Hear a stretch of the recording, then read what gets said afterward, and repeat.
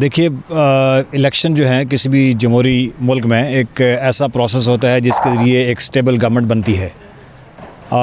लेकिन ये जो मौजूदा इंतख़ाबात हैं इसके नतीजे में आप कोई ज़्यादा तवक्को इसलिए नहीं रख सकते कि ये दुनिया की तारीख़ के मेरा ख़्याल है बदतरीन इंतख़ाबात हैं, जिनके ऊपर इंतख़ाबात होने से पहले ही बहुत सारे सवालात उठ गए थे।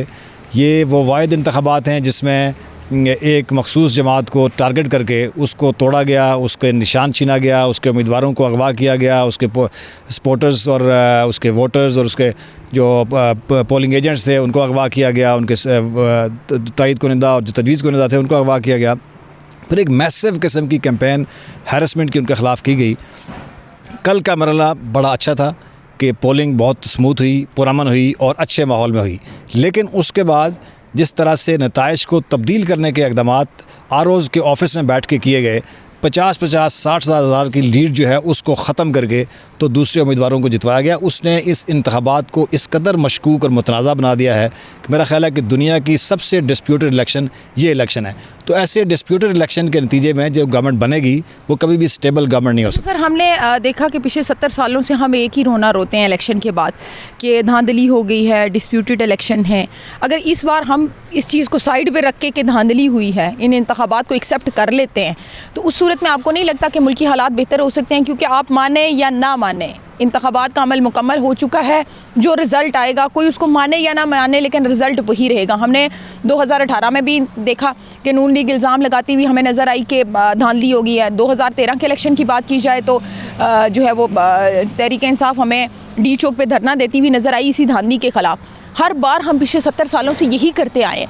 तो आखिर वो कौन से इंतखाबात होंगे जो साफ़ शफाफ होंगे और जिसके बाद हम ये कह सकेंगे कि अब जो है वो मुल्क तरक्की की राह पर गामज़न होगा और मुल्की हालात बेहतर होंगे? देखिए, माजी में जितने भी इंतखाबात हुए हैं उन सब में उंगलियां किसी न किसी हवाले से उठी ज़रूर हैं, लेकिन मजमूई तौर पर आप उनको इस तरह नहीं कह सकते कि जी बिल्कुल कोई ख़राब मैंडेट था या वो कोई चोरीशुदा मैंडेट था। किसी का भी, जितने भी लोग इससे पहले गवर्नमेंट्स बनी हैं, थोड़ा बहुत ऊंच नीच ज़रूर रही है इलेक्शन में, लेकिन मजमूई तौर पर बेहतर इलेक्शन थे।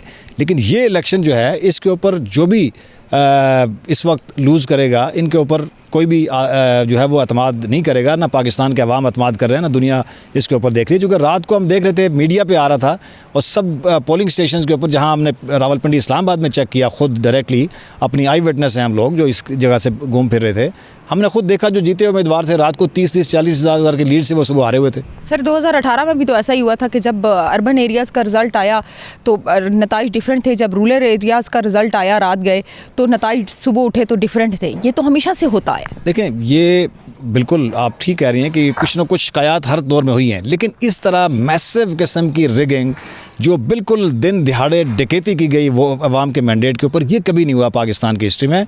ये कल्चर बिल्कुल ज़रूर बदलना चाहिए। मैं बीइंग एक लॉयर की हैसियत से, कानूनदान की हैसियत से, मेरी अपनी भी ख्वाहिश ये है कि पाकिस्तान में एक ऐसा कल्चर डेवलप हो कि जो भी इलेक्शन जीते उसके मैंडेट को तस्लीम किया जाए। लेकिन ये जो इलेक्शन इस वक्त हुए हैं, इसको जो कराने वाले उनको भी पता है कि किस तरीके से कराएं, जो जीतेंगे उनको भी पता है कि उनका कोई मैंडेट नहीं है, और हारने वालों को तो पता है कि उनको किस तरीके से हराया गया। इंसाफ के आज़ाद उम्मीदवारों का क्या मुस्तकबिल देख रहे हैं? 3 दिन का अब उनके पास वक्त होगा, किसी ऐसी सियासी जमात का हिस्सा बनना होगा उन्हें जिसके पास इंतखाबी निशान हो। तो अभी तो ये it's too early to predict anything, कि इसलिए कि अभी तो रिज़ल्ट आ रहे हैं।